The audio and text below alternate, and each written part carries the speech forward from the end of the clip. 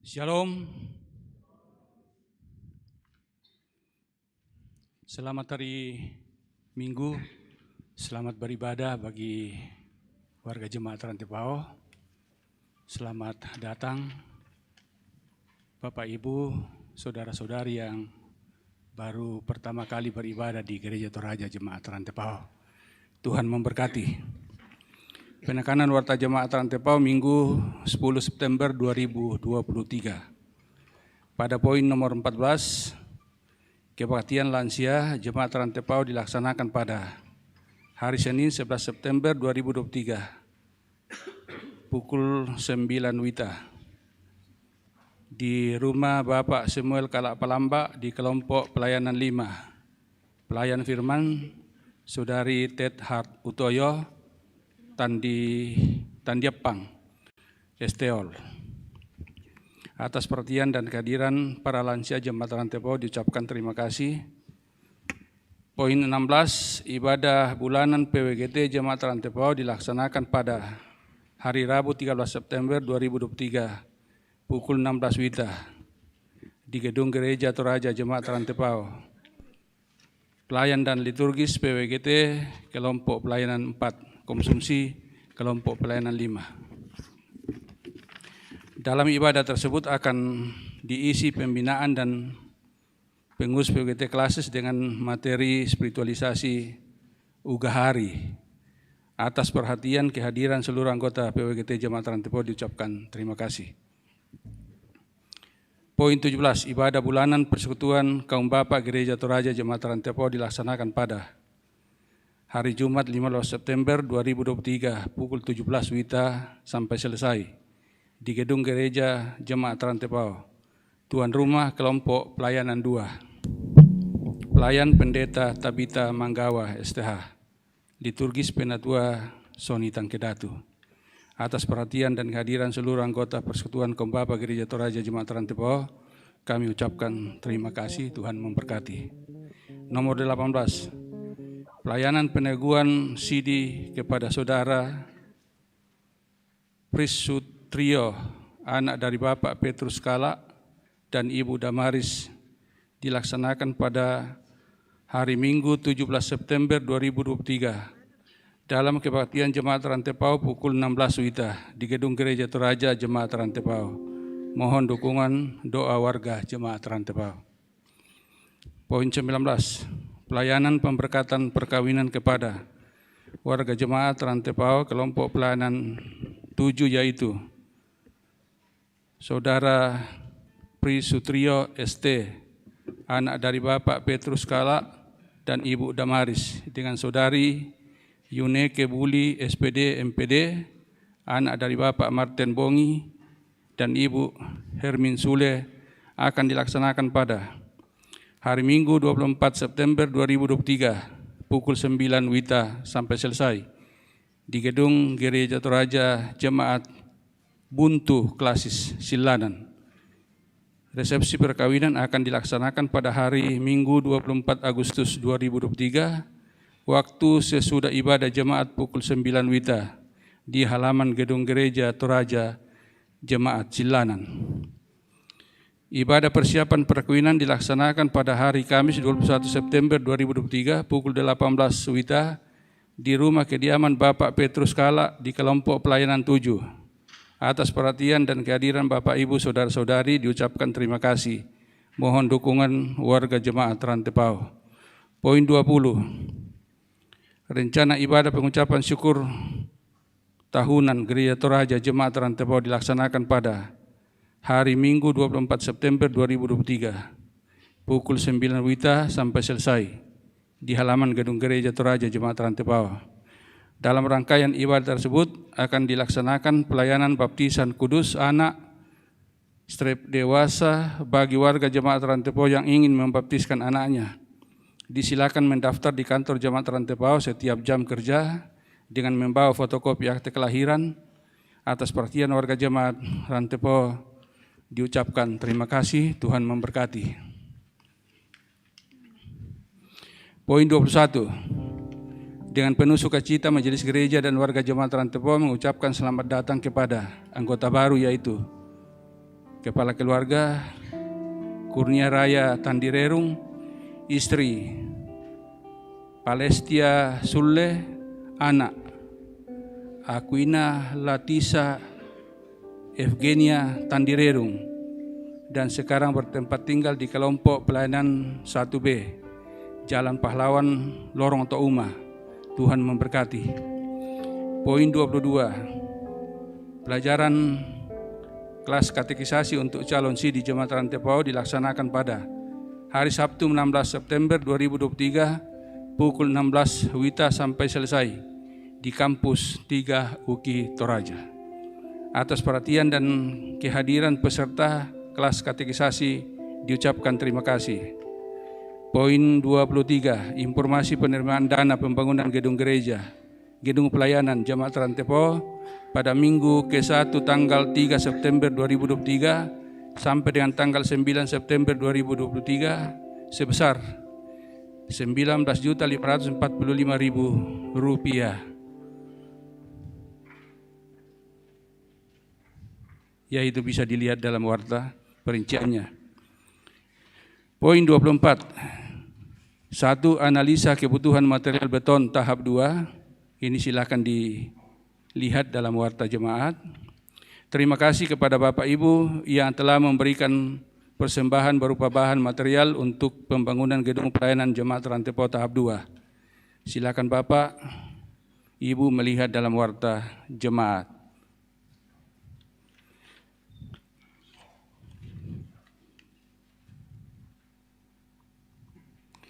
Informasi lainnya lebih lengkap silakan Bapak Ibu dan saudara-saudari membaca dalam warta jemaat. Selamat beribadah, Tuhan memberkati. Terima kasih.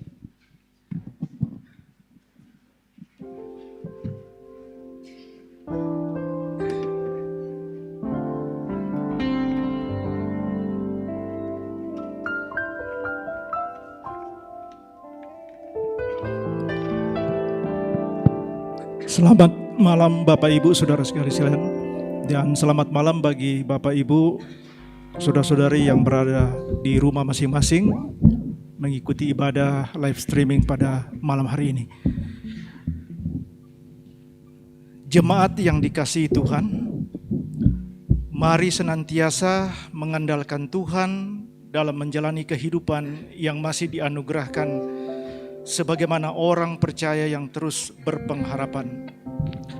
Dalam menjalani kehidupan ini, hendaklah selalu menghidupi Taurat Tuhan. Karena Taurat Tuhan adalah sumber kebahagiaan. Hal ini dapat kita wujudkan dengan saling mengasihi sesama. Sebagaimana tema renungan kita pada minggu ini, yaitu kegenapan hukum Taurat. Baik Bapak Ibu, silakan berdiri. Kita akan menyanyikan pujian tak terbatas.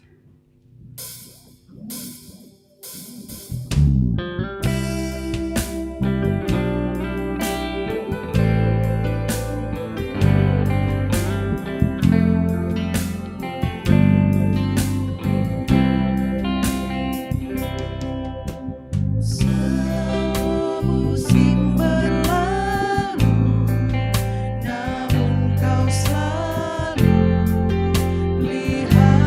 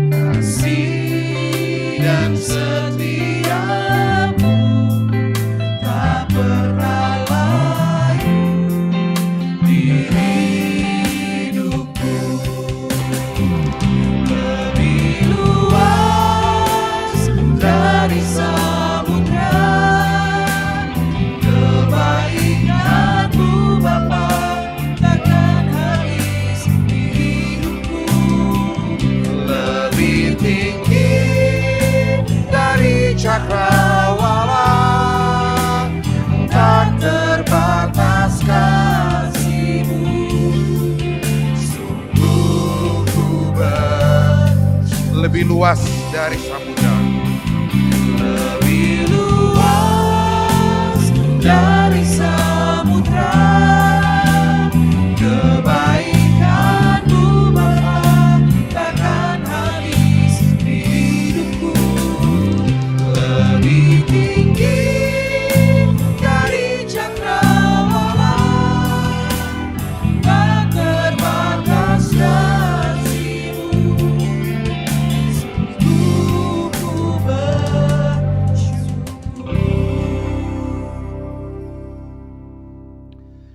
Saudara-saudara yang kekasih dalam nama Tuhan, kita laksanakan ibadah hari ini dalam satu pengakuan bahwa ibadah ini berlangsung dalam nama Bapa, Anak, dan Roh Kudus.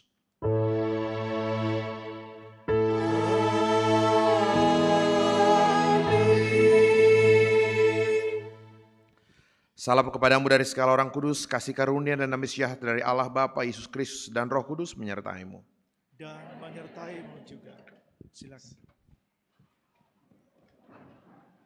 Sidang jemaat, kita akan membaca kitab Mazmur.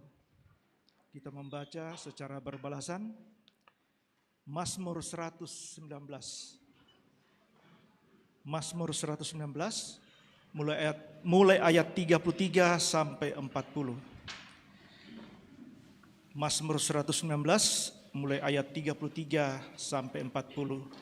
Demikian firman Tuhan.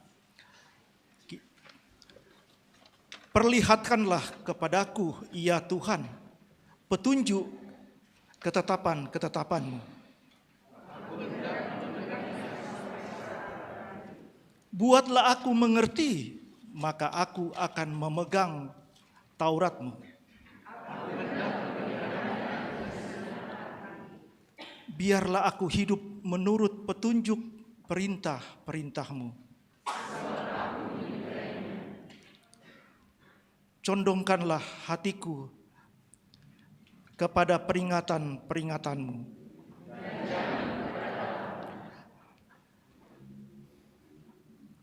Lalukanlah mataku daripada melihat hal yang hampa.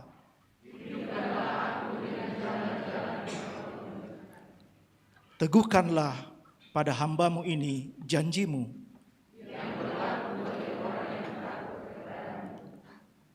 Lalukanlah celahku yang menggetarkan aku. Sesungguhnya aku rindu kepada titah-titah-Mu. Kita sama katakan amin. Kita mengangkat pujian Mazmur 119 ayat 14.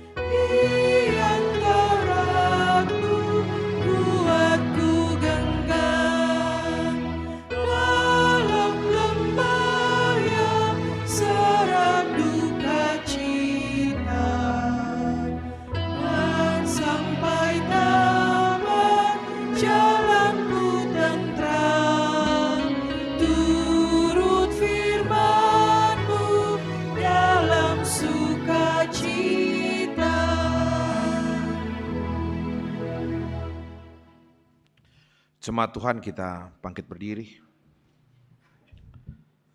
Dengarkanlah perintah Tuhan untuk saling mengasihi dari surat Roma pasal yang ke-13 ayat 8 sampai ayatnya yang ke-10. Surat Roma pasal yang ke-13 ayat 8 sampai ayat yang ke-10. Firman Tuhan demikian, saudara-saudara. Janganlah kamu berhutang apa-apa kepada siapapun juga, tapi hendaklah kamu saling mengasihi. Sebab barang siapa mengasihi samanya manusia, ia sudah memenuhi hukum Taurat. Karena firman jangan berzinah, jangan membunuh, jangan mencuri, jangan mengingini, dan firman lain manapun juga sudah tersimpul dalam firman ini, yaitu kasihilah sama manusia seperti dirimu sendiri. Kasih tidak berbuat jahat terhadap sama manusia, karena itu kasih adalah kegenapan hukum Taurat. Demikian sabda Tuhan. Amin. Dan kita mengangkat pujian Allah adalah kasih dan sumber kasih.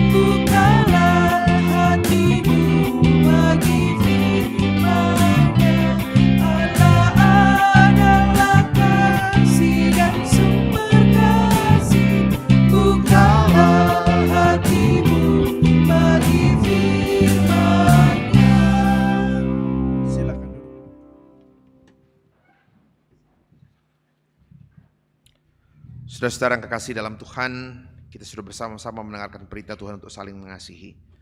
Dan dengan segala kesadaran akan segala dosa dan kelemahan kita, mari kita datang tunduk mengaku dosa dan kesalahan kita di hadapan Tuhan. Ya Tuhan, kami menyadari seringkali masih tertidur dalam kegelapan dan melakukan perbuatan-perbuatan dosa, itu pesta pora, kemabukan, percabulan, hawa nafsu, perselisihan dan iri hati, dan berbagai sikap lainnya. Karena itu kami datang menanggalkan perbuatan-perbuatan dosa tersebut dan ingin mengenakan perlengkapan senjata terang dengan sungguh-sungguh bertobat kepada Tuhan. Ampunilah kami yang berdosa ini, di dalam nama Yesus Kristus, Tuhan dan Juru Selamat kami. Bagi kita sekalian yang tunduk dalam penyesalan, berita anugerah dari Allah dinyatakan kembali, sabda Tuhan demikian. Berbahagialah orang yang diampuni pelanggarannya, yang dosanya ditutupi. Berbahagialah manusia yang kesalahannya tidak diperhitungkan Tuhan, dan yang tidak berjiwa penipu. Demikian berita anugerah dari Tuhan. Kau Allah yang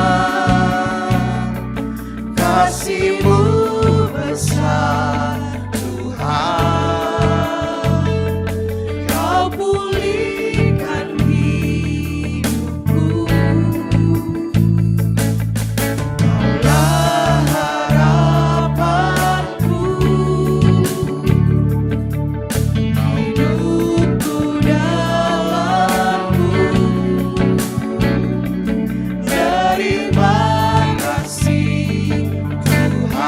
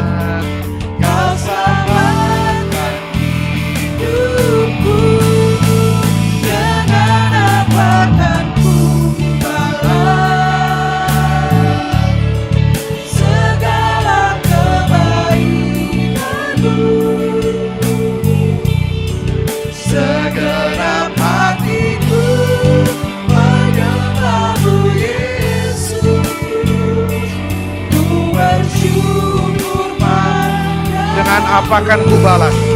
Dengan apa akan ku balas segala kebaikanmu?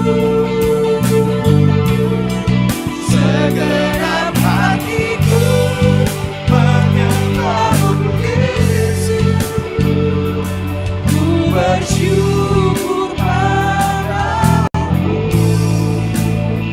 selamanya.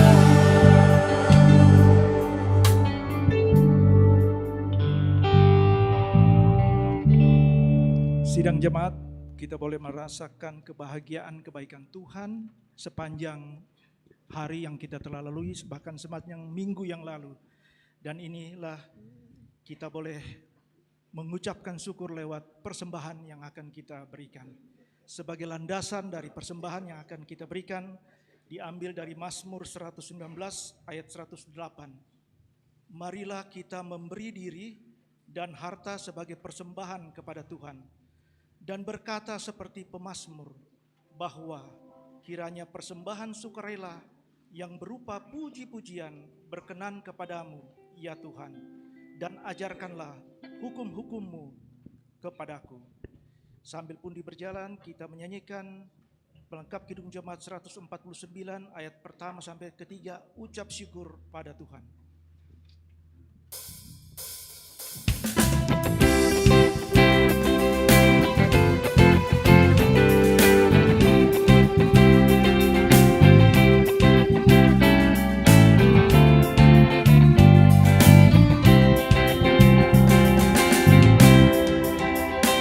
Ucap syukur pada Tuhan karena kita diselamatkan oleh-Nya. Senandungkan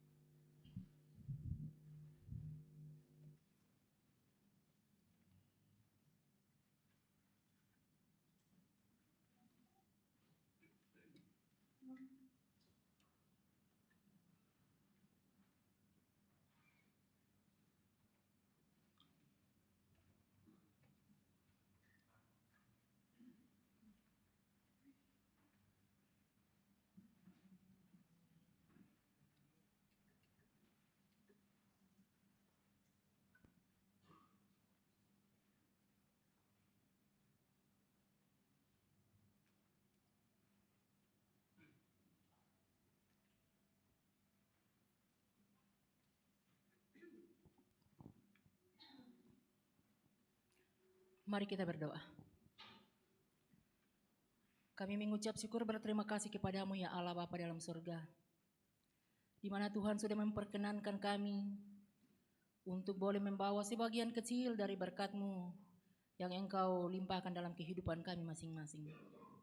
Baik lewat pundi persembahan maupun lewat kotak pembangunan yang telah kami bawa pada saat ini. Tuhan kiranya memberkatinya sehingga boleh dipakai dalam kelebaran firman-Mu. Nama-Mu dipuji dan dimuliakan.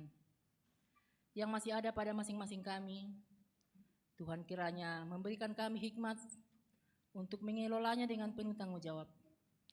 Dan nama-Mu saja yang dipuji dan dimuliakan. Ya Bapa, ini doa syukur kami, yang kami bawa beralaskan kasih anak-Mu Yesus Kristus, yang adalah Tuhan dan Juru Selamat kami. Amin. Sidang jemaat menyambut persembahan yang kita berikan, kita menyanyikan pelengkap Kidung Jemaat 150 bait yang keempat. Ya Tuhan, hanya inilah.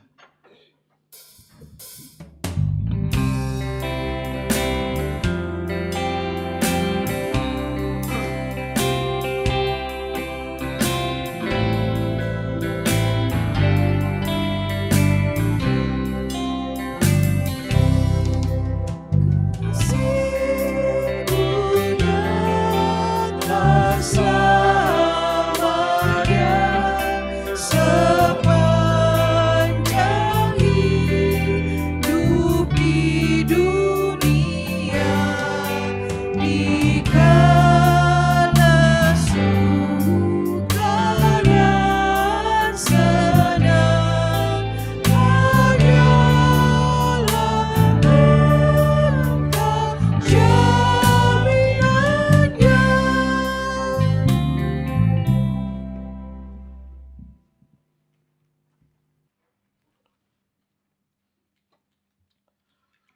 Saudara-saudara yang kekasih dalam Tuhan, kita akan bersama-sama membaca dan merenungkan firman Tuhan. Sebelumnya mari kita tunduk kepala, kita mohon penyertaan Tuhan di dalam doa, kita berdoa.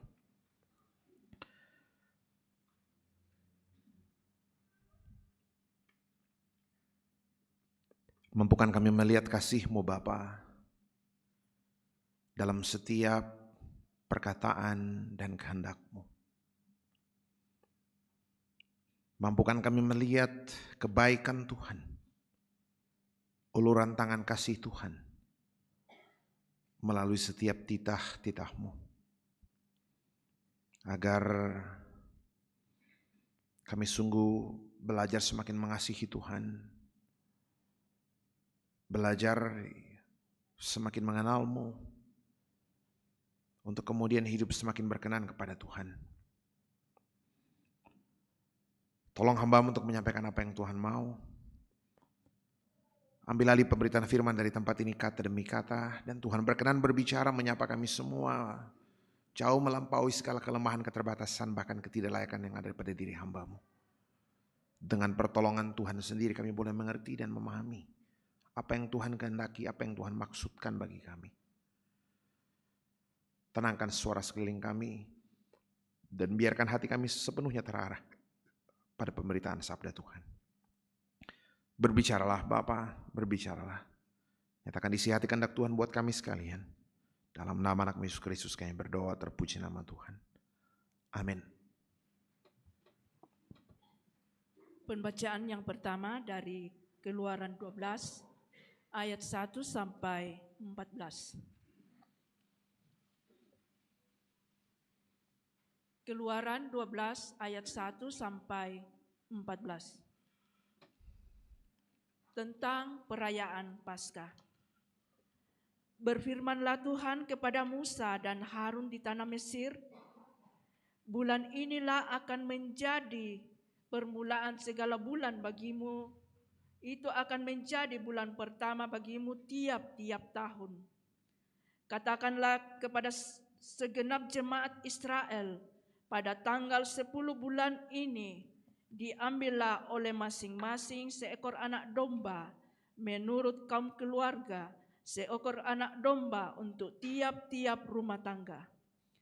Tetapi jika rumah tangga itu terlalu kecil jumlahnya untuk mengambil seekor anak domba, maka ia bersama-sama dengan tetangganya yang terdekat ke rumahnya haruslah mengambil seekor menurut jumlah jiwa.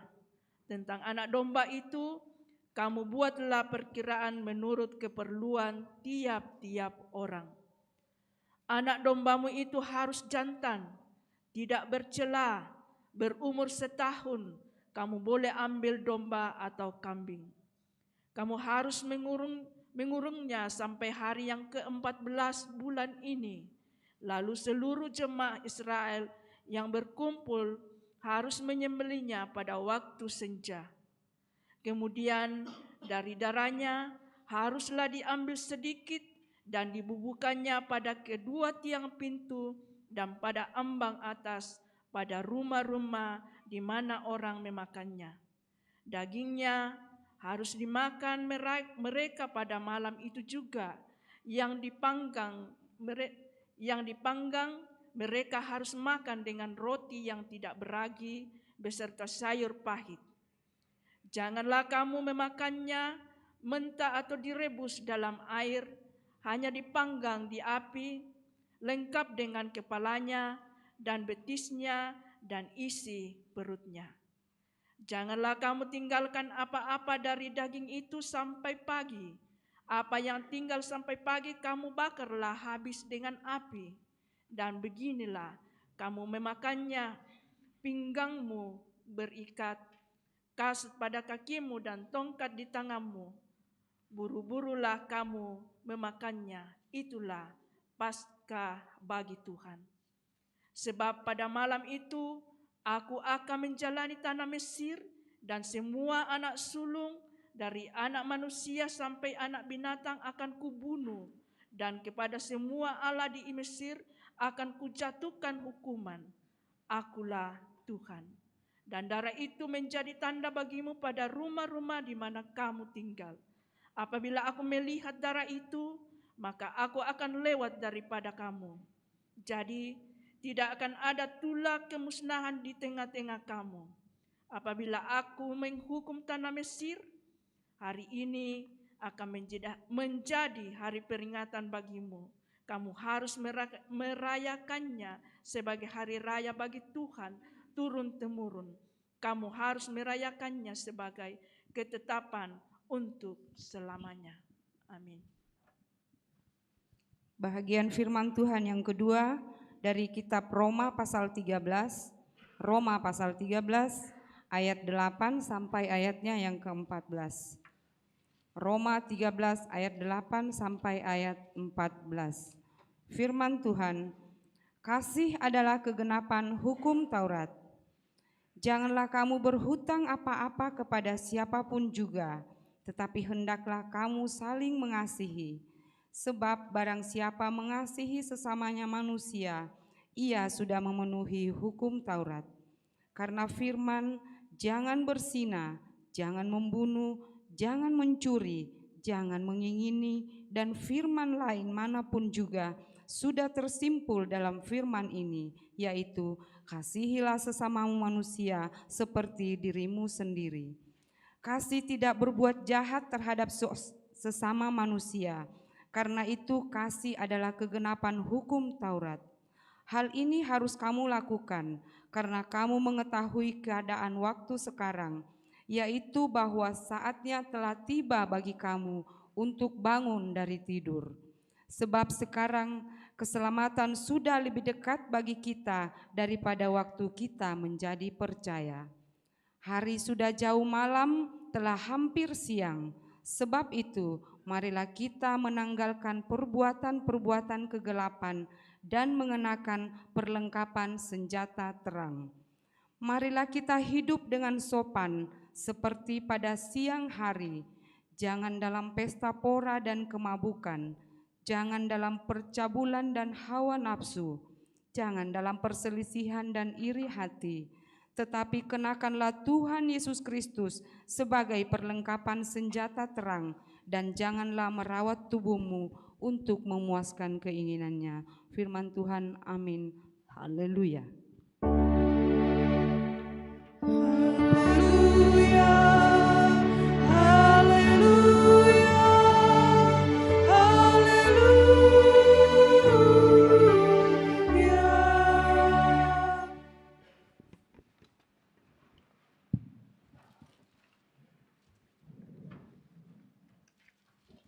Saudara-saudara kekasih di dalam Tuhan Yesus Kristus, bacaan Injil hari ini dari Injil Matius pasal 18.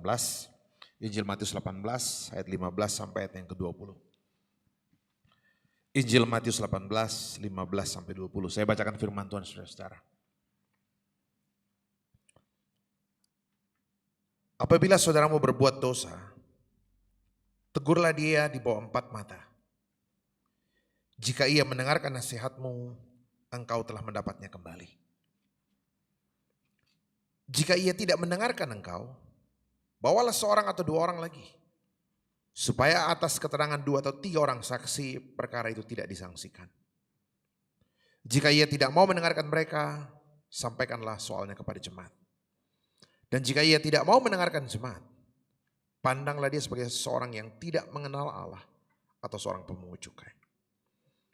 Aku berkata kepadamu, sesungguhnya apa yang kamu ikat di dunia ini akan terikat di sorga, dan apa yang kamu lepaskan di dunia ini akan terlepas di sorga. Dan lagi aku berkata kepadamu, jika 2 orang daripadamu di dunia ini sepakat meminta apapun juga, permintaan mereka itu akan dikabulkan oleh Bapakku yang di sorga. Sebab di mana 2 atau 3 orang berkumpul dalam namaku, di situ aku ada di tengah-tengah mereka. Demikian Injil Yesus Kristus. Di hati kami Tuhan kau bersabda.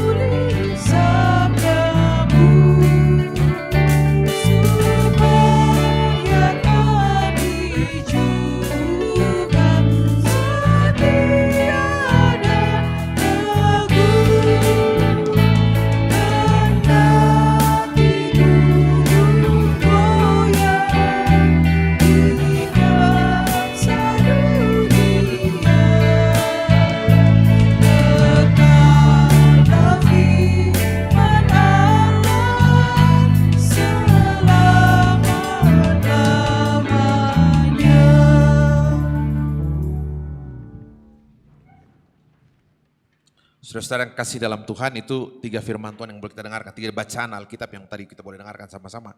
Saya mau bertolak dari bacaan yang kedua yang jadi bahan utama dalam tema hari ini, kasih itu kegenapan hukum Taurat. Ayat 10 saudara-saudara, ayat 10 firman Tuhan bilang seperti ini nih. Kasih tidak berbuat jahat terhadap sesama manusia, karena itu kasih itu adalah kegenapan hukum Taurat. Kasih itu kegenapan hukum Taurat, itu tema bacaan, tema khotbah hari ini. Pertanyaan mendasar itu gini saudara-saudara, kenapa itu penting disampaikan sebenarnya? Kenapa penting sekali untuk menyampaikan? Bagaimana harus mengerti kasih Allah dengan ketaatan legalistik, hurufiah terhadap hukum Taurat? Kan kalau baca Injil Bapak Ibu saudara-saudara, itu yang selalu jadi perdebatan antara Kristus dengan ahli Taurat. Ya, saat Yesus menyembuhkan hari Sabat, orang marah. Ngapain kau sembuhkan orang hari Sabat? Gitu. Masih apa bitona? Nah itu. Kenapa tidak tunggu besok? Gitu. Kan tidak boleh bikin apa-apa hari Sabat. Selalu jadi pusat perdebatan. Apalagi murid-murid petik gandum di hari Sabat. Yang paling parah, waktu seorang perempuan kedapatan berzina, ingat cerita itu? Injil Yohanes pasal 8. Ya, orang mengatakan Tuhan menurut hukum Musa, dan menurut hukum Musa betul. Dalam perjanjian lama ditulis, kalau seorang perempuan kedapatan berzina harus dirajam. Yang Tuhan lakukan apa? Apa Tuhan batalkan hukum itu? Tidak, Tuhan gak batalkan. Tuhan cuma bilang, siapa yang merasa tidak berdosa, kau panolomi. Kau yang duluan gitu. Nah saudara-saudara, itu pertanyaan mendasarnya sebenarnya. Ya, kenapa penting? Bagaimana harus mengerti kasih, perintah Tuhan mengasihi dengan beragam aturan yang panjang lebar dalam perjanjian lama itu. Orang Yahudi itu saudara-saudara, orang yang betul-betul luar biasa bikin hukum tuh. Sampai sekarang semua ada hukumnya. Ya. Kalau sekarang Bapak Ibu pergi ke Yerusalem, ada beberapa hotel itu yang bahkan kalau hari Sabat, ya tuh liftnya tidak boleh dipencet. Karena pencet kerja. Bayangkan tuh. Hebat sekali tuh. Jadi Tidak ada apa-apanya dibanding kita. Ketaatan yang betul-betul luar biasa. Tidak boleh kalau mereka hari Sabat, saya bilang banyak sekali di jalan dan mereka hari Sabat tuh orang-orang Yahudi yang pakai apa itu ya? Apa itu? Kayak topi begitu, dia jalan tuh sambil tunduk baca Taurat begini. Sambil jualan teh. Malingkah? Masa teh. Hukum jarang lu dotan, kau tanam di motor kan dia Alkitab jelas tuh. Kalau jaraknya sekian tidak boleh kau naik mobil gitu. Jadi tadi bisa 2 tuh tak. Nah, coba bayangkan, saya cuma membayangkan saudara-saudara, ketaatan yang luar biasa secara legalistik hari ini. Nah, pertanyaannya, apa yang firman Tuhan mau sampaikan sebenarnya ketika hari ini surat Roma mengatakan kasih itu adalah kegenapan hukum Taurat. Apakah Tuhan membatalkan hukum Taurat? Saya bilang tidak sama sekali. Kalau saya baca teks aslinya, saya coba lihat kata kegenapan itu dalam kata Yunani plorema, itu sebenarnya berarti isi. Jadi kalau dikatakan kasih itu adalah kegenapan hukum Taurat, sebenarnya yang mau dikatakan begini, hukum Taurat itu isinya adalah kasih. Saya diminta Tuhan untuk bisa melihat kasih Tuhan di dalam banyak sekali aturan larangan yang ada di dalam. Jadi intinya adalah kalau di firman Tuhan katakan kasih itu adalah kegenapan hukum Taurat, yang Tuhan mau katakan begini, dalam setiap larangan harusnya saya diajar untuk melihat kasih Tuhan di dalam. Bukan aturan yang membebani, bukan untuk aturan yang mengekang, bukan aturan yang selalu menghambat, tidak boleh, bukan. Yang Tuhan mau adalah dalam setiap aturan saya bisa melihat bahwa di dalam setiap aturan sebenarnya ada pesan kasih Tuhan. Yang repotnya belakangan sulit orang lihat. Gitu. Ya. Jadi kalau saya ingat satu cerita, ada satu perguruan silat katanya, banyak muridnya di dalam, tiap tahun berganti. Tapi satu waktu perguruan silat itu setiap sore mereka meditasi. Tiap sore kalau mereka mau meditasi, ada seekor kucing hitam yang selalu masuk mengganggu. Jadi terganggu mereka meditasi. Akibatnya apa? Sebelum meditasi mereka pergi tangkap kucing hitamnya, ikat baru kemudian tempel di tiang. Setiap sore begitu, setiap hari begitu. Mau meditasi, ambil mereka aku titik ambil tangkap ikat. Setiap hari begitu, setiap sore begitu. Tahun berganti, 1 tahun berganti, tiap hari dibikin, 2 tahun berganti, 3 tahun berganti di perguruan silat itu. Lama-lama kemudian masuk orang baru, murid baru. Sampai satu kali, pokoknya tiap hari diikat. Sampai satu kali, semua murid sudah berganti. Dan satu kali mereka kaget karena kucing hitam itu mati. Tidak lagi ada yang diikat. Akibatnya mereka pergi cari kucing hitam. Dia cari kucing hitam di pasar, dia beli baru kemudian dia ikat lagi kembali ke... Saya bilang, saya ketahui, coba bayangkan ya. Dulu orang ikat kucing itu karena mengganggu gitu loh. Kemudian belakangan, dia bikin terus, ternyata tamu tuh serre itu, lo boleh nadakat serre, lo boleh dilakukan. Itu potret apa? Orang yang bikin sesuatu tanpa pernah tahu untuk apa maksudnya. Nah itu yang terjadi saudara-saudara dalam seluruh proses kehidupan. Itu kalau lihat seluruh perdebatan Kristus dengan ahli Taurat, perdebatannya ada di situ. Selalu persoalannya ada di situ. Bagaimana mengerti esensi inti dari seluruh yang Tuhan kehendaki. Nah, jadi saudara-saudara kalau hari ini firman Tuhan katakan kasih itu kegenapan hukum Taurat, ya. Yang sebenarnya Tuhan mau adalah Tuhan mau saya bisa melihat pesan kasih Tuhan di dalam setiap larangan aturan yang ada. Biasanya yang banyak diatur itu anak kecil apa orang dewasa? Yang banyak diatur itu anak kecil apa orang dewasa? Jangan lupa makan nanti. Kemana deh kok? Di paswak foto. Jadi saya bilang sederhana aja. Makin dewasa orang makin kurang aturannya sebenarnya. Yang repot kalau masih semua tua malah dipakai lama apa? Tak dia perketemu tuh dipasukin dia. Tak tahu tuh. Nah jadi saudara-saudara. Apa yang penting sebenarnya? Kalau hari ini firman Tuhan katakan kasih itu adalah kegenapan hukum Taurat. Yang Tuhan mau adalah saya diajar untuk melihat betapa luar biasa. Ada kasih Tuhan di dalam setiap larangan. Kalau Tuhan bilang damu susite, maksudnya ada. Kalau Tuhan mengatakan jangan kau bikin begitu, sederhana. Tuhan katakan jangan membunuh, jangan mencuri, jangan mengucapkan saksi dusta, jangan fitnah orang lain, sederhana. Supaya apa? Tuhan mau kau jaga hidup orang lain dan Tuhan juga mau orang lain jaga hidupmu. Coba bayangkan, kau cerita jelek orang, wah apa enggak sakit orang itu? Coba bayangkan kau difitnah orang lain, kan sakit sekali. Bukan soal ABC dan D, bukan soal larangan-larangan demi larangan. Tapi yang Tuhan mau adalah dalam setiap larangan yang Tuhan berikan, Tuhan mau saya bisa melihat pesan kasih Tuhan di dalamnya. Nah, Bapak Ibu, saya mau lihat di bacaan pertama tadi. Coba bayangkan tuh perayaan Paskah. Saya bacakan nih perayaan Paskah ya, yang tadi dibacakan. Ribet sekali. Anak domba harus jantan, tidak bercela, berumur setahun. Harus dikurung sampai hari ke-14. Lalu seluruh jemaat Israel berkumpul harus menyembelihnya. Kemudian darahnya harus diambil sedikit, ditaruh pada kedua tiang pintu. Coba bayangkan. Apa ndak ribet? Kenapa harus darahnya? Natanya orang lunakan apa tidak? Kenapa harus di tiang? Apa harusnya taruh di tiang? Kenapa harus dibakar? Kenapa ndak ditumis-tumis saja? Kenapa makan dengan sayur pahit? Kenapa nggak kangkung tumis saja biar lebih enak gitu loh? Apa yang Tuhan mau tahu, apa yang Tuhan mau saya tahu dari aturan yang sedemikian rupa yang ribet sekali. Coba bayangkan kita bikin perayaan Paskah, panitia Paskah baru bikin aturan Paskah kayak begini, tak tahu sih teh. Saya bilang apa Tuhan kita memang Tuhan yang ribet gitu loh. Apa Tuhan kita memang Tuhan yang penuh dengan aturan, Tuhan kita Tuhan yang penuh dengan banyak sekali larangan-larangan. Coba bayangkan ya, ini jangan kamu memakannya mentah atau direbus dalam air, hanya dipanggang di api, lengkap dengan kepalanya dan betisnya isi perutnya. Tadi lampu dalamnya. Bayangkan nih, ini apa ini coba nih? Dan orang Yahudi sampai hari ini bikin begini nih. Coba bayangkan. Kenapa harus begitu? Nggak boleh direbus, nggak boleh kau makan mentah, semua harus dibakar habis. Dah mulai nasu-nasang nih dengan betisnya isi perutnya. Jangan kamu tinggalkan apa-apa dari daging itu sampai pagi. Tepui, taruh bisa tamu kulkas. Nah, coba bayangkan. Bapak Ibu baca, perhatikan semua detail itu. Perhatikan seluruh detailnya. Coba saya teruskan ya. Belum lagi cara makannya nih. Apa yang tinggal sampai pagi bakar habis dengan api. Dan begini kamu harus memakannya. Pinggangmu harus berikat, tasut pada kakimu, tongkat di tanganmu. Buru-buru kau makan. Oh tahu tuh nang angka aletnya nanti sambil komando. Bapak bisa bayangkan tuh. Pertanyaannya, apa yang Tuhan mau saya tahu dari seluruh aturan yang ribet sekali ini? Coba bayangkan tuh. Ribet sekali, betul.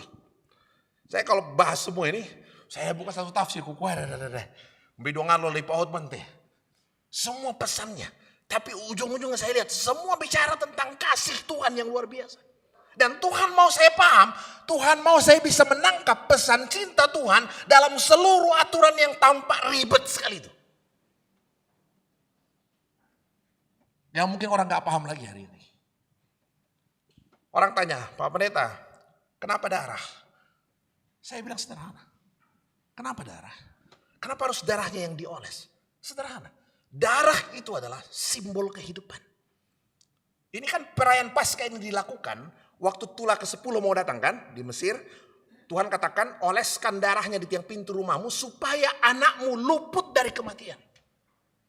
Supaya hidup keluargamu luput dari malapetaka. Supaya hidup rumah tanggamu luput dari kehancuran. Taruh darah anak domba yang tidak bercela itu di tiang pintu rumah. Oleskan darahnya di sana. Pertanyaan kenapa darah? Saya bilang sederhana. Darah itu adalah apa? Darah itu apa? Darah itu adalah simbol kehidupan. Artinya apa? Tuhan mau kau tahu begini. Bahwa apa? Kalau Tuhan, ketika Tuhan mau menyelamatkan hidupmu, taruhannya tidak main-main. Yang Tuhan berikan supaya hidup rumah tanggamu aman, luput kehancuran dari dalam rumah tanggamu. Yang Tuhan berikan bukan tangannya, hidupnya. Saya tahu nggak itu? Berapa banyak orang yang tahu bahwa ketika dia melihat darah Kristus, ya mute, ini yang selamatkan saya, ini bukan yang lain. Itu yang Tuhan mau saya tahu, saudara-saudara. Tuhan taruh di depannya, coba bayangkan ya. Apalagi yang menarik tadi itu? Dibakar. Sayur yang pahit. Ya, dimakan dengan sayur yang pahit. Saya baca di tafsir dia, oh ternyata ini menjelaskan apa? Ini mau menjelaskan tentang pahitnya penderitaan itu. Penderitaan Kristus. Kalau gue kenal lo tuh, jadi nama apa sih kita ya? Yang mau tuh pergi di kantor ya, soalnya apa pertemuan apa ini tuh? Tak anda bisa capek soalnya kangkungan teh. Nah, coba bayangkan, saudara-saudara. Pahit, sayur pahit, semua dibakar habis untuk memperlihatkan betul-betul hancur itu. Ya. Tidak ada yang tersisa. Seluruh aturan yang begitu ribet kelihatan, betul-betul mau memperlihatkan tentang apa? Tentang kasih Allah yang luar biasa. Kenapa harus darah? Memperlihatkan kehidupan. Kenapa harus sayur yang pahit dan segala macam? Untuk memperlihatkan apa? Untuk memperlihatkan betapa pahit penderitaan itu. Dan kalau tadi, coba bayangkan ya, tidak ada yang boleh tersisa. Semua habis. Semua korban yang dibakar habis. Tidak ada yang tersisa. Isi perutnya pun apa? Mau memperlihatkan apa? Keseluruhan, totalitas Tuhan berkorban untuk hidup. Tabang itu apa? Seluruh hidupnya diberikan untuk dirimu. Aturan yang ada seluruhnya mencerminkan tentang kasih Kristus. Tuhan mau saya lihat, Tuhan mau saya melihat dalam setiap larangan, dalam setiap aturan, dalam setiap pesan. Tuhan mau saya bisa menangkap pesan kasih Kristus.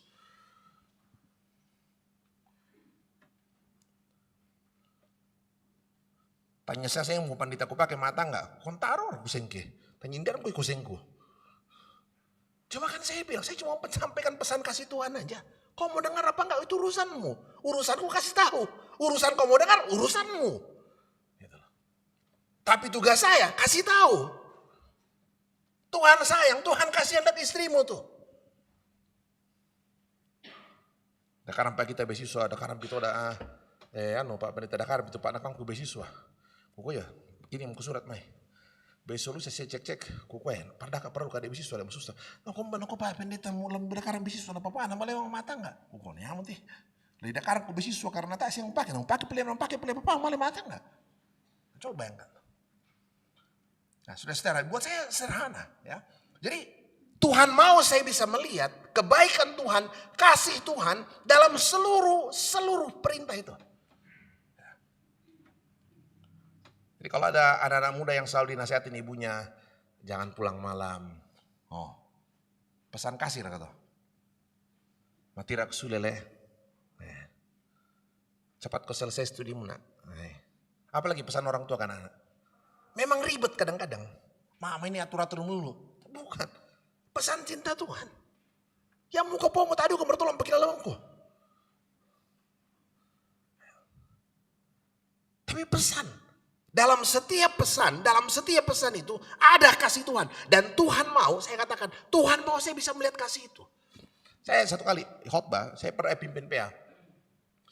Waktu Israel keluar dari tanah Mesir, ya, keluar dari tanah Mesir. Kemudian kan dikejar Firaun dari belakang, mereka ada di tepi Laut Tebrau.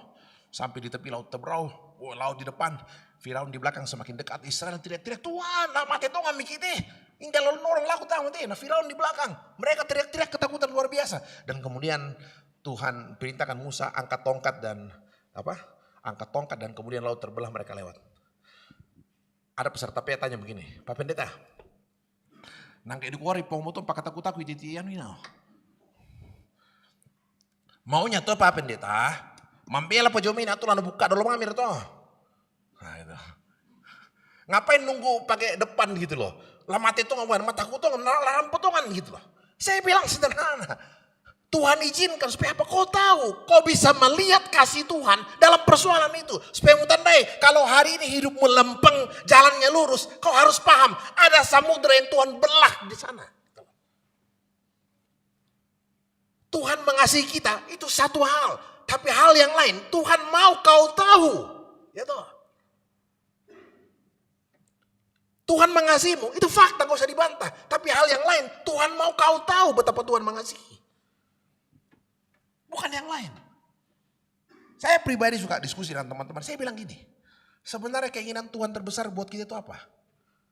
Apa keinginan Tuhan yang terbesar? Buat saya misalnya. Khotbah, saya bilang bukan. Emang kalau saya gak khotbah Tuhan rugi? Tuhan tidak rugi sedikit pun saya bilang. Emang Tuhan bergantung ke saya? Tidak. Saya yang bersyukur jadi pendeta. Kalau enggak hancur saya bilang. Apa Tuhan, saya bilang apa keinginan Tuhan terbesar buat saya? Enggak ada. Keinginan Tuhan terbesar buat saya apa? Mencintai dia. Tidak lebih dari itu. Bapak Ibu ke gereja. Kalau Bapak Ibu nggak ke gereja, rugi Tuhan nggak? Nggak ada ruginya, persembahan aja yang kurang saya bilang. Rugi Tuhan? Tidak rugi. Saya nggak nyanyi puji Tuhan, Tuhan rugi. Tuhan tidak rugi. Saya tidak ke gereja, saya tidak puji Tuhan, Tuhan tetap Tuhan. Yang Tuhan mau apa? Tuhan masih punya kecintaan kepada Tuhan. Jadi, buat saya itu, ya, selalu merindukan Tuhan. Saya pribadi saya suka cerita sama teman-teman. Dulu, ini sebelum gereja Rantepao dipasang CCTV, kantor di atas. Saya suka sekali masuk ke sini biasa hari kerja tuh. Jam 10, jam 11 datang aja. Berdoa dalam gereja. Nggak ada, bukan soal apa-apa. Bukan, tidak ada. Bukan soal takut, bukan soal larangan, nggak ada. Yang ada hanya apa? Kecintaan kepada Tuhan. Bukan yang lain. Bapak Ibu, buat saya itu hal yang paling penting. Kalau saya mau melayani hari ini, saya mau khotbah, saya mau ke gereja, saya mau buat yang lain. Buat saya tidak ada yang lain. Satu-satunya dasar adalah apa? Mau mengasihi Tuhan. Karena saya bisa melihat pesan kasih Tuhan yang luar biasa di dalam kehidupan. Nah, saudara-saudara, ya, kalau baca kitab Injil tadi, ya tadi kan dikatakan ya, kalau ada saudaramu salah, tegur 4 mata. Ya toh? Kita sekarang kan repot juga. Orang belum ditegur 4 mata sudah muncul di medsos.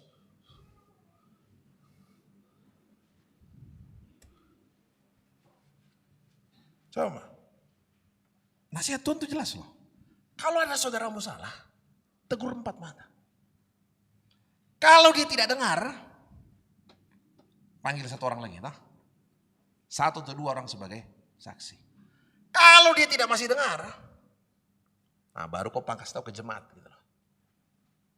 Dan kalau dia tidak mendengar, ya sudah. Anggap dia sebagai orang yang tidak mengenal Allah. Ini saya bilang, oh nih orang, kenapa dia nggak bilang anggap dia sebagai orang jahat, orang kurang ajar nggak? Anggap dia sebagai orang yang tidak mengenal Allah. Coba lihat tuh kata-kata itu ya. Saya bilang kenapa itu yang dimaksudkan gitu. Kenapa bukan kalimat lain? Anggap dia sebagai narapidana, kayak anggap dia sebagai penjahat, kayak. Tapi kalimatnya anggap dia sebagai orang yang tidak kenal Tuhan. Saya bilang sederhana, yang Tuhan maksudkan adalah anggap dia sebagai orang yang tidak bisa mengerti kasih Tuhan dalam berkali-kali kesempatan bertobat yang Tuhan tawarkan. Kalau Tuhan katakan salah 4 mata, dia tidak dengar, panggil 2 temanmu. Dia tidak dengar, kuanti. Artinya apa yang Tuhan mau ajarkan? Selalu ada kesempatan untuk bertobat, selalu ada kesempatan untuk berubah, selalu ada kesempatan untuk berbuat baik. Repotnya ketika setiap kesempatan saya tolak, saya selalu menutup diri. Tiap kali dikasih tahu, saya kepologi. Saya menolak uluran tangan kasih Tuhan. Padahal saya bilang saudara-saudara, yang Tuhan rindukan seluruhnya sebenarnya adalah apa? Pertobatan. Beda dengan manusia. Kalau manusia lihat orang jahat, kecelakaan, dan tutobang motor. Oh itu pia mari komang itu budak tetona. Palak itu di itu nah. Kayak gitu tuh. Saya bilang apa Tuhan begitu? Tuhan nggak begitu. Tuhan nggak begitu. Ya. Manusia kayak begitu tuh. Tapi Tuhan tidak begitu. Ya. Indah saya kan Tuhan sudah bilang jangan begitu Pak Pendeta. Ya tapi kum sangar kata anak mas yang dukung pemutusan diri itu. Yeskel 18:23 saya bacakan Bapak Ibu. Yeskel 18 ayat 23. Nah kok pemutusan susah Yeskel 18:23. Apakah aku berkenan kepada kematian orang fasik? Apakah aku berkenan kepada kematian orang fasik? Demikianlah firman Allah. Bukankah kepada pertobatannya supaya dia hidup? Yang Tuhan paling suka adalah apa? Pertobatan. Orang berbalik kepada dia. Bukan yang lain. Nah setiap larangan, setiap pesan itu adalah pesan kasih Tuhan yang selalu merindukan orang berbalik kepada Tuhan. Jadi kalau ada orang tua masih kasih ingat kita, ada pendeta masih kasih ingat damu susi bantu. Ayagi itu. Semua apa? Semua wujud kasih Tuhan yang merindukan dirimu kembali. Ya. Saya ingat satu nats bacaan mungkin sebulan lalu kali dari kitab Yesaya. Saya kaget baca teks itu. Yole betul-betul ya. Nah kok setelah saya bacakan bacaan mungkin sebulan lalu nih. Yesaya 55 ayat 7 dan 8. Nah kok setelah. Baiklah orang fasik meninggalkan jalannya Orang jahat meninggalkan rancangannya, berbalik ya. Baiklah ia kembali kepada Tuhan, maka dia akan mengasihaninya. Dan kepada Allah kita, berbalik kepada Allah. Sebab ia memberikan pengampunan dengan limpah. Oh, bayangkan. Bahkan justru pengampunan yang melimpah. Tuhan tidak sekadar mengampuni, tapi dia mengampuni dengan limpah. Sebab rancanganku bukan rancanganmu, dan jalanmu bukan jalanku. Coba lihat ya. Tuhan mengampuni saya tidak seperti cara saya mengampuni orang lain. Tuhan mengampuni saya dengan limpah. Kutang-atang umbar susto mengampuni dengan limpah. Coba bayangkan tuh, mengampuni. Bukan sekedar mengampuni, tapi dia mengampuni dengan limpah. Kalau Bapak Ibu ingat cerita anak yang hilang, ya, Injil Lukas 15, dia masih anak yang hilang, bapaknya masih hidup, dia minta warisan. Itu sebenarnya kurang ajar sekali tuh kalau bapaknya masih hidup dia minta warisan. Dia minta warisan, dia pergi habiskan uangnya berfoya-foya, pakai dengan pelacur-pelacur kata kakaknya kan. Dia pakai pelacur luar biasa, sampai kemudian hartanya habis, bukan dipakai berusaha. Kalau dipakai berusaha habis, ya enggak apa-apa lah. Dipakai sekolah habis, enggak apa-apa. Ini dipakai berfoya-foya, sampai seluruhnya habis. Ketika hartanya habis, dia mau kembali ke rumahnya. Bapak Ibu ingat cerita itu? Dia bilang, sudah aku benar papa aku. Aku ini tetap aku kan deh. Saya mau kembali ke sama bapak saya bilang, aku bang mau ke bapak aku Yang penting bisa nak mimpa bapak ajaman, biar saya kerja di rumah bapak. Dah mau misalnya anak-anak, yang penting mak ajaman, aku bisa siap kuman deh. Saya akan kembali ke rumah bapakku. Bapak Ibu lihat cerita itu. Ketika sang anak memutuskan kembali ke rumah ayahnya, saya kuat luar biasa. Ini rupanya yang dimaksud dengan kasih yang melimpah, pengampunan yang melimpah. Coba bayangkan cerita itu ketika sang anak kembali ke rumah ayahnya. Bagaimana reaksi ayahnya? Saya bayangkan kalau saya punya anak begini, paling tak puisingku maka pura-pura. Nah sudah pasti ku oh kusang jago dia muka musuh dia. Sonde dulu saya namamu, ya natam sonde itu saya namamu, dam benua. Oh. Atau ya sudahlah, kalaupun maafkan ya udah tahu kah, dam tol itu. Nah itu cukup lah, mengampuni toh, tapi mengampuni saja. Reaksi Bapak gimana dalam Injil Lukas? Luar biasa. Firman Tuhan katakan, ketika dilihatnya sang anak yang sudah menghabiskan seluruhnya, mempermalukan keluarga seluruhnya, menghabiskan harta seluruhnya. Ketika sang anak itu memutuskan kembali ke rumah, wah Injil Lukas itu menarik sekali saudara-saudara. Di Injil Lukas dikatakan ketika sang ayah melihat anak itu dari jauh. Jadi saya bisa bayangkan, tiap hari sang bapak berdiri di depan pintu rumah. Untuk pilih di kanan sudah anak masih lu malam merantau na talem pana sule. Tiap hari lewat bis bintang prima di atas naku anakku siapa kalau dia apa. Lendo valita do anakku kata tiap pagi lendo dan satu kali tor bis do kalau lumai dan Injil mengatakan ketika sang ayah melihat anak itu dari jauh, bukan bapaknya yang tinggal, tirma jaim-jaim gitu. Injil Lukas mengatakan sang ayah berlari, coba bayangkan. Sang ayah berlari, merangkul dan mencium dia berkali-kali. Tuhan tidak sekedar mengampuni dengan limpah. Coba bayangkan. Merangkul, mencium dia berkali-kali. Talem menikutan siapa yang turun? Yang nanti ada tamu nukian. Nah ada. Tuhan melupakan, Tuhan tidak mengingat-ingat lagi. Tidak ada lagi kesalahan masalah yang diungkit, tidak sedikit pun diungkit. Dia merangkul, mencium dia, berhentikan di situ? Tidak. Dia bilang sama hamba-hambanya, ambilkan baju. Bayangkan. Pakaikan jubah. Artinya apa? Jubah itu bentuk kesayangan. Jubah itu sebagai tanda dia anak. Namun kamangka maka pura-pura, dia tetap anak. Apapun tingkah lakumu, you still my son. Anakku kok. Tidak berubah. Kau tetap anakku. Apalagi ambilkan cincin. Artinya apa? Dia punya otoritas dalam rumah sebagai anak. Pakaikan sepatu. Artinya dia bukan hamba pekerja. Dia tetap anak. Cukupkah di situ? Tidak. Sembeli anak lembu tambun. Sabak sulim dikati anak gue. Itu nanti dong bayangkan. Ya siapa malah maka pura-pura. Tapi coba itu kasih yang melimpah. Tuhan tidak sekedar mengampuni, dia mengampuni dengan limpah. Ambilkan cincin, pakaikan jubah, ambilkan sepatu, tunuan nih dong. Tunuan nih baik. Baik. Kakaknya yang iri hati bilang, wah, manis sudah kamu tie anak kami. Padahal adinah, anak kami. Manis sudah kamu tie anak kami, maka pura-pura. Kenapa bapak potongkan lembu buat dia? Aku teh, coba anak bonomi mengkarang. Talim itu nona bayi mu misa bang.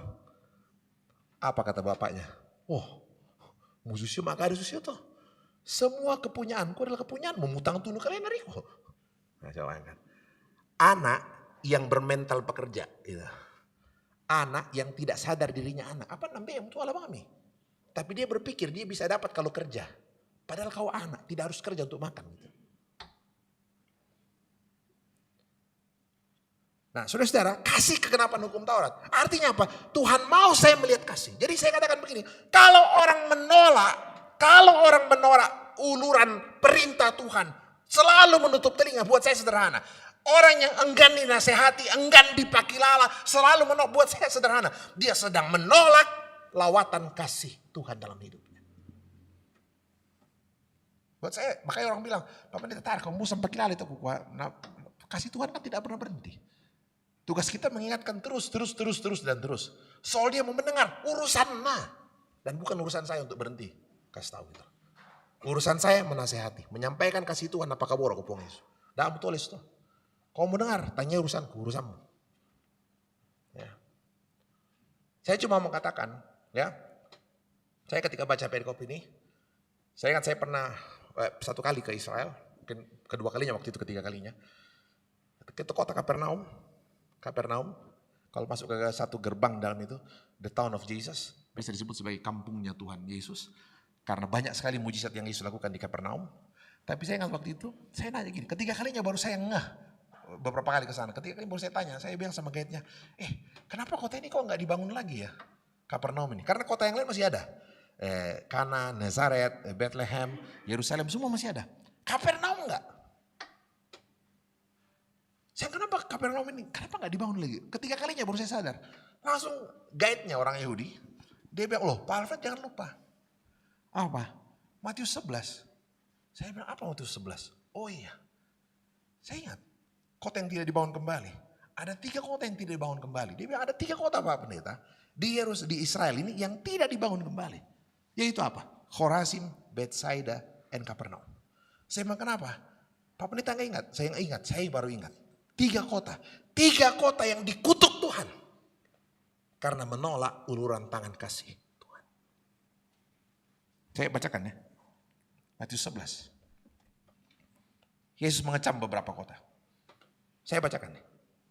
Matius 11:20. Lalu Yesus mulai mengecam kota-kota yang tidak bertobat. Sekalipun di situ dia paling banyak melakukan mujizat. Coba bayangkan. Celakalah engkau Khorazim, celakalah engkau Bethsaida, karena jika di Tirus dan Sidon terjadi mujizat yang telah terjadi di tengah-tengah kamu, sudah lama mereka bertobat dan berkabung. Tapi pada hari ini, penghakiman tanggungan Tiros dan Sidon akan lebih ringan daripada tanggungan. Dan engkau Kapernaum. Nah ini. Ayat 23, apakah engkau akan diangkat sampai ke langit? Karena Kapernaum itu tempat mujizat Yesus paling banyak. Anak Yairus dibangkitkan di sana. Ada iman seorang perwira di Kapernaum terjadi di sana. Ada perempuan yang orang mata itu juga terjadi di Kapernaum. Yang pegang jubah Yesus. Kapernaum itu tempat mujizat paling banyak. Makanya Yesus kampungnya di Nazaret, ibunya dia lahir di Bethlehem. Tapi Kapernaum juga disebut sebagai the town of Jesus. Kampungnya Tuhan Yesus. Karena apa? Banyaknya mujizat di sana. Tapi yang masalah adalah apa? Banyak sekali mujizat di sana. Kapernaum tidak pernah menerima lawatan kasih Tuhan. Selalu mengeraskan hati. Firman Tuhan bilang apa? Dan engkau Kapernaum, apakah engkau akan dinaikkan sampai ke langit? Karena di sana engkau kampung ada buang Yesus. Tidak. Engkau akan diturunkan sampai ke dunia orang mati. Karena jika di Sodom, bayangkan, Sodom dibandingkan dengan Sodom dan Gomora. Kalau di Sodom dulu terjadi mujizat yang telah terjadi di tengah-tengah kamu, kota itu pasti masih bertobat. Berdiri hari ini. Ikuti. Tuhan Yesus langsung di tengah-tengahmu. Saudara-saudara,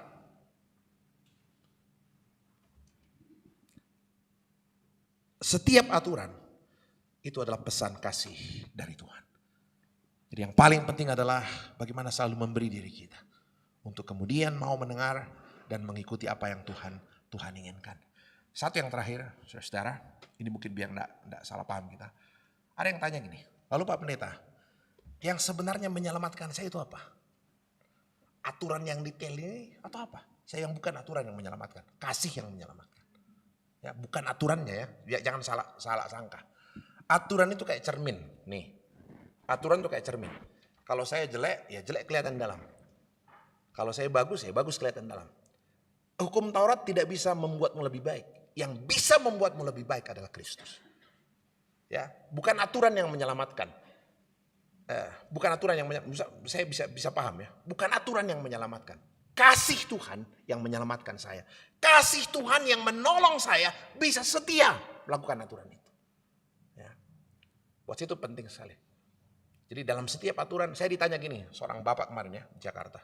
Dia seorang pengusaha muda, kaya luar biasa. Orang bilang di Indonesia, dia konglomerat baru di Indonesia. Dia tanya saya, Pak Alfred, satu terakhir nih. Saya mau tanya Pak Pendeta, Mbak Tong ngerana kok persembahan laku Pak Bengan sebenarnya.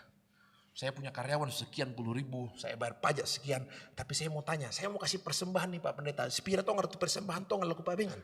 Mau hitung dari mana? Hitung dari pajaknya kah? Atau hitung dari apanya? Terus kalau saya punya saham dividennya kapan saya bisa bagi keuntungan? Saya tidak mau salah ini kasih persembahan Pak Pendeta. Harus betul-betul. Kalau saya kasih orang miskin Pak Pendeta tamu dukar ke persembahanku 1/10 itu tarkah. Saya juga bingung karena perusahaannya banyak. Saya bilang kalau mereka persembahanmu tuh Tapi saya bilang gini bang. Saya cuma bilang gini bang.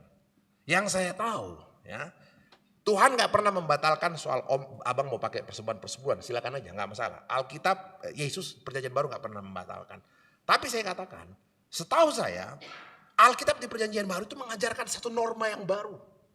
Tidak membatalkan, tapi dia kasih satu pegangan yang baru. Apa itu? Yang gak bisa kau ukur dengan jumlah. Saya kasih contoh bang, saya bilang. Coba lihat ya, kalau baca Injil Lukas, bentuk pertobatan, kalau punya 2 helai baju, kasih 1. Jadi bukan 1/10 bang, separuh. Wah berat itu pendeta kalau separuh. Iya bang, punya 2 mobil kasih 1 pendeta kan berat itu. Iya kan, abang lihat saya bilang. Sakeus waktu bertobat, ingat pertobatan Sakeus. Sakeus waktu bertobat apa? Apa dia bilang? Tuhan separuh. Oh, separuh bos, separuh. Punya 2 babi, 1 buat pembangunan. Kan mengeri tuh. Separuh dari harta milikku kuberikan kepada orang miskin. Dan orang yang pernah kuperas kembalikan 4 kali lipat. Saya bilang gini bang, gak mungkin kita ngukur Tuhan. Saya bilang. Dan buat saya sederhana. Kalau ada perjanjian lama saja yang belum mengenal Kristus, bisa memberikan persembahan 1/10. Apalagi anak perjanjian baru yang sudah mengenal Kristus. Buat saya, tidak ada batasan nilai yang bisa kau pakai untuk mengukur persembahan kepada Kristus. Gak ada. Hidupmu pun seluruhnya kau berikan gak cukup. Supaya saya tahu, saya nggak mungkin menghitung-hitung. Saya cuma mau bilang ini, supaya jangan saya mulai berhitung dengan Tuhan tentang sebuah kebaikan. Nggak mungkin. Apapun kupapekan ini nang tae.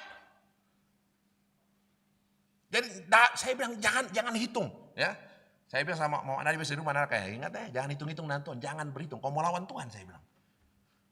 Jangan berhitung dengan Tuhan. Waktumu, capekmu dan segala macam, jangan pernah kau hitung dengan Tuhan. Kau bisa hidup hari ini itu betul-betul kasih karunia Tuhan. Jangan pernah berhitung dengan Tuhan. Jadi buat saya satu saja. Yang bisa selamatkan kita adalah Kristus, bukan yang lain. Ya. Saya bisa taat dan setia juga karena Tuhan, bukan karena yang lain. Karena di luar Tuhan saya nggak mungkin setia. Di luar Tuhan saya nggak mungkin jujur. Nah, saudara-saudara yang kekasih, kita bersyukur untuk kesempatan hari ini Tuhan karuniakan beragam kehidupan. Ada banyak pesan Tuhan.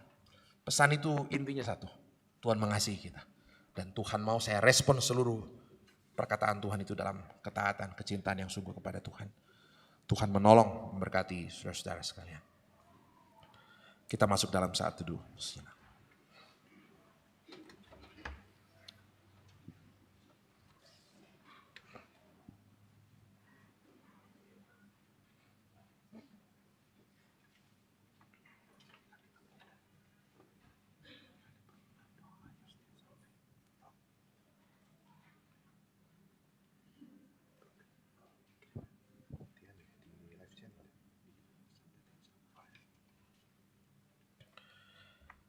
Kita masuk dalam satu teduh sejenak.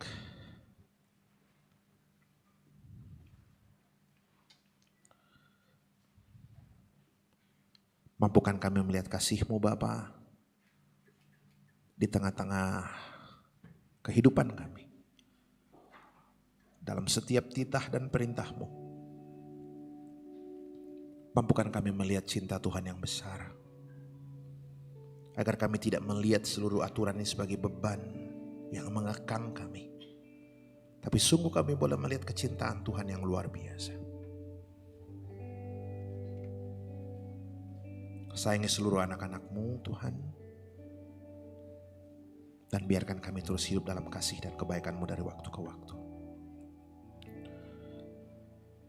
Kami ingin berdoa lebih jauh Tuhan. Untuk seluruh kelanjutan kehidupan seluruh anak-anak-Mu. Lawat secara pribadi dalam rumah mereka. Dalam keluarga mereka. Dan Tuhan izinkan mereka melihat pesan cinta Tuhan dalam seluruh aktivitas mereka dari hari ke hari. Tuhan sayang, Tuhan tolong.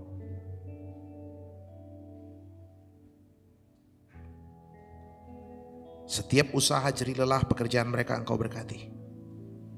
Dari dalam semua itu kami boleh melihat kesetiaan Tuhan yang luar biasa. Berkati anak-anak kami dalam pekerjaan mereka. Usaha mereka, harapan-harapan mereka, pendidikan mereka.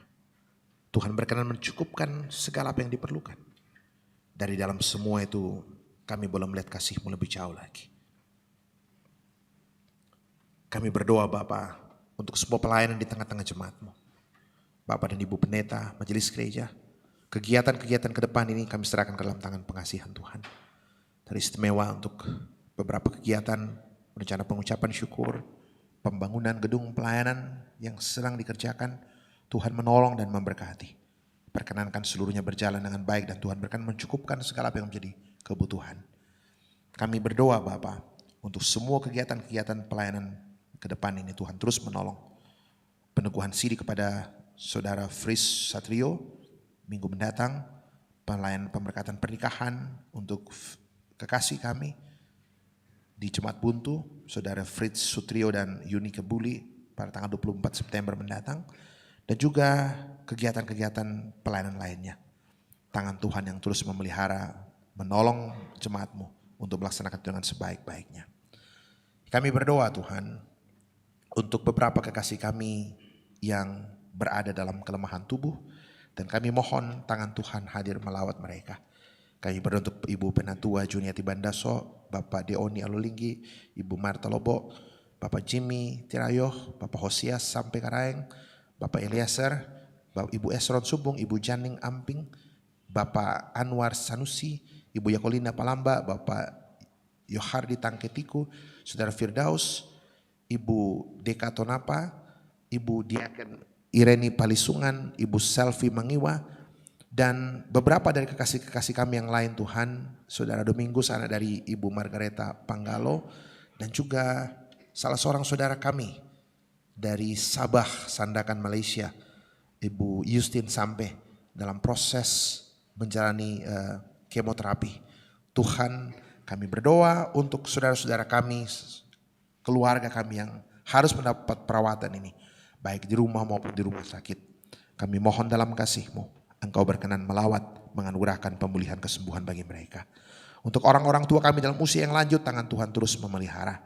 Demikian juga kami ingin berdoa untuk beberapa dari kekasih kami yang boleh bertambah usia hari ini dalam sepanjang pekan ini. Tangan Tuhan juga menyempurnakan segala sukacita mereka. Umur bertambah dan pengenalan mereka tentang akan Tuhan juga terus bertambah. Terima kasih Tuhan. Kami juga berdoa secara khusus, bersyukur bersama dengan keluarga Bapak Penatua Didi Bongga yang boleh bersyukur atas kelahiran seorang cucu di tengah-tengah keluarga, anak dari Bapak Rilman Bongga. Kami syukuri kasih karunia Tuhan yang besar untuk seluruh keluarga. Tangan Tuhan terus menopang, memelihara seluruh kelanjutan kehidupan mereka ke depan. Terima kasih Tuhan, kami juga ingin berdoa untuk orang tua dari Bapak Rante Bungin di kelompok 7. Engkau juga menopang, memelihara orang tua kami dalam segala kelemahan tubuh. Dan juga secara khusus kami ingin berdoa untuk rencana pemakaman almarhum Nenek Rosa minggu mendatang di Bori. Engkau juga menopang seluruh keluarga dan semua kegiatan pelayanan rangkaian acara pemakaman boleh berjalan dengan sebaik-baiknya. Terima kasih Tuhan, kami mau melanjutkan kehidupan kami ke depan. Kami mohon penyertaan tuntunan Tuhan. Berkati gerejamu, berkati Indonesia yang kami cintai, pemerintah kami teristimewa dalam menyongsong proses pesta demokrasi yang sedang berlangsung tahap demi tahap saat ini. Tangan Tuhan menolong, kami merindukan Bapa semua berjalan dengan baik, hindarkan bangsa ini dari keterpecahan. Dan sungguh kami boleh melanjutkan kehidupan sebagai bangsa dalam keadaan yang baik dan penuh dengan damai sejahtera. Terima kasih Tuhan. Ini doa kami, ini ucapan syukur kami, penyerahan diri kami. Tuhan dengarkanlah. Di dalam nama anak-Mu Yesus Kristus, Tuhan Kepala Gereja, kami berdoa dan kami mengucap syukur. Kami tutup di dalam doa Bapa kami bersama-sama. Bapa kami di dalam surga, dikuduskanlah nama-Mu.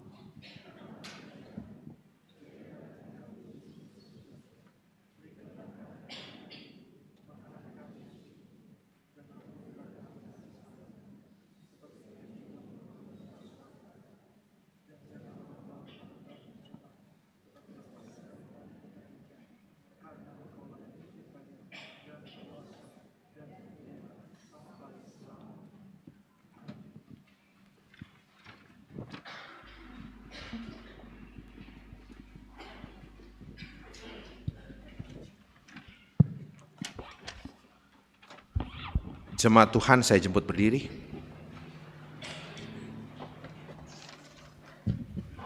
Dengarkanlah petunjuk hidup baru. Sabda Tuhan demikian. Kasih tidak berbuat jahat terhadap sesama manusia. Karena itu kasih adalah kegenapan hukum Taurat. Roma 13 ayat 10. Di sedang jemaat kita mengangkat pujian Ujilah Aku Tuhan.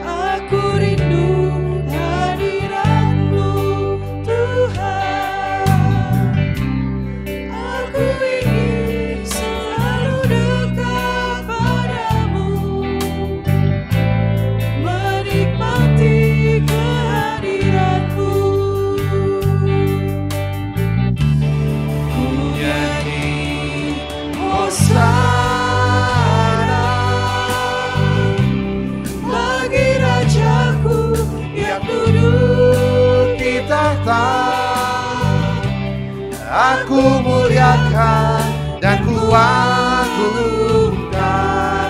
Kaulah yang disembah. Ku nyanyi Hosana bagi Rajaku yang duduk di tahta. Aku muliakan dan kuagungkan, Kaulah yang disembah. Kita ulang pujian ini sekali lagi.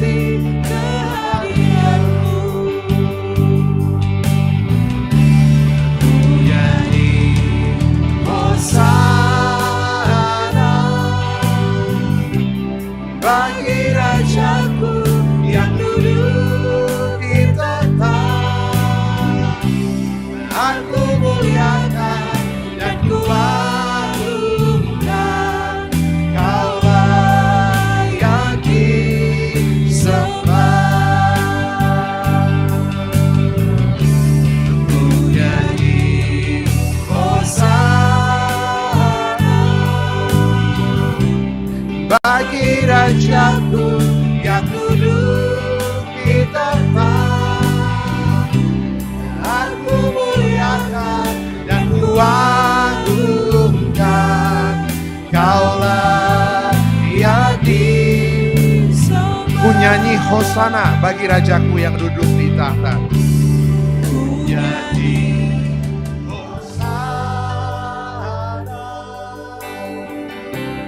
bagi Rajaku yang duduk di tahta.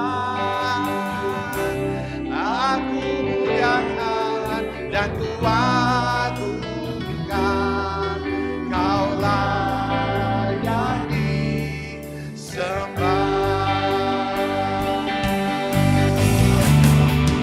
Nyanyi Hosana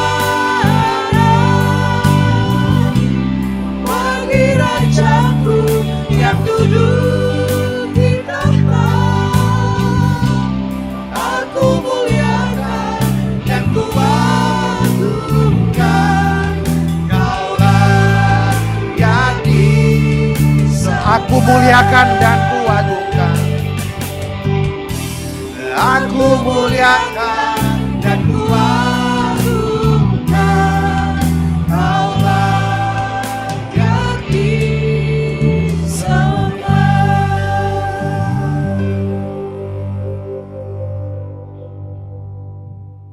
Saudara-saudara, pergi dalam kehidupanmu dengan menyatakan kasih Kristus kepada sesama dan menjadikan sebagai dasar yang akan menggerakkan ketaatan kepada hukum Tuhan. Karena itulah yang dikehendaki oleh Tuhan. Kami bersedia untuk menyatakan kasih Kristus kepada sesama. Arahkan hati dan pikiranmu kepada Tuhan, terimalah berkat-Nya. Tuhan memberkati engkau dan melindungi engkau. Tuhan menyinari engkau dengan wajah-Nya dan memberi engkau kasih karunia. Tuhan menghadapkan wajah-Nya kepadamu dan memberi engkau damai sejahtera. Amin.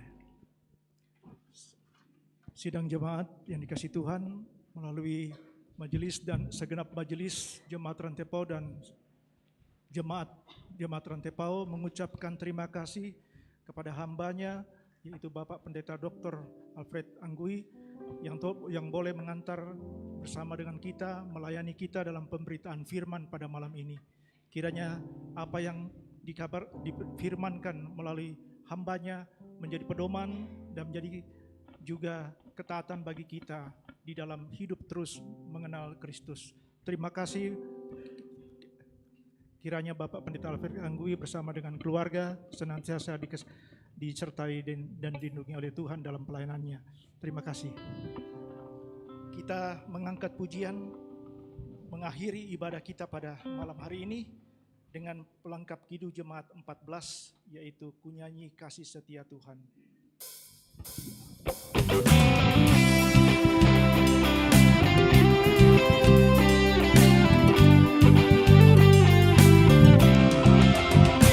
Kunyanyikan kasih setia Tuhan selamanya, selamanya. Kunyanyikan kasih setia Tuhan selamanya, kunyanyikan selamanya. Ku tutup kata jamu, kasih setiamu Tuhan. Ku tutup kata jamu, kasih setiamu untukmu. Nyanyikan kasih setia Tuhan selamanya, selamanya. Nyanyikan kasih setia Tuhan selamanya, ku nyanyikan selamanya. Saat teduh.